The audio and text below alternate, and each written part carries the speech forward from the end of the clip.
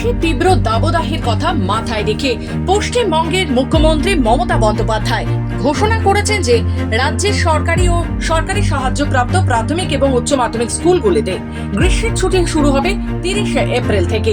সাধারণত মে মাসের দ্বিতীয় সপ্তাহে গরমের ছুটি শুরু হতো। এবারে গরমের তীব্রতা বাড়ায় সিদ্ধান্ত নেওয়া হয়েছে। মুখ্যমন্ত্রী মমতা বন্দ্যোপাধ্যায় জানিয়েছে, আগে মে মাসের দ্বিতীয় সপ্তাহ থেকে গরমের ছুটি হতো, কিন্তু এখন যেহেতু গরম পড়েছে তাই বাচ্চাদের কষ্ট হয়, সেই কারণেই সিদ্ধান্তের বদল। তবে ছুটির নির্দিষ্ট মেয়াদ সম্পর্কে কোনো ঘোষণা করা হয়নি এখনো। রাজ্যের বেসরকারি স্কুলগুলোতে এই সময় গরমের ছুটি পড়বে কিনা তাও এখনো স্পষ্ট নয়। সাধারণত সরকারি সিদ্ধান্তের সঙ্গে তাল মিলিয়ে বেসরকারি শিক্ষা প্রতিষ্ঠানগুলো ছুটি ঘোষণা করে থাকে।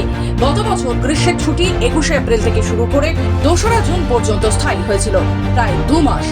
এই দীর্ঘ ছুটির কারণে শিক্ষকদের একাংশের অভিযোগ ছিল যে সারা বছরের পাঠ্যক্রম শেষ করা কঠিন হয়ে পড়ে। তবে এবারে ছুটির মেয়াদ সম্পর্কে কোনো নির্দিষ্ট তথ্য পাওয়া যায়নি। শিক্ষক ও শিক্ষাবিদদের মধ্যে এই ঘোষণাকে নিয়ে মিশ্র প্রতিক্রিয়া দেখা দিয়েছে। শিক্ষা মহলের বিভিন্ন মহলে এই বিষয়ে আলোচনা শুরু হয়েছে। ব্যুরো রিপোর্ট, খবর বাংলা।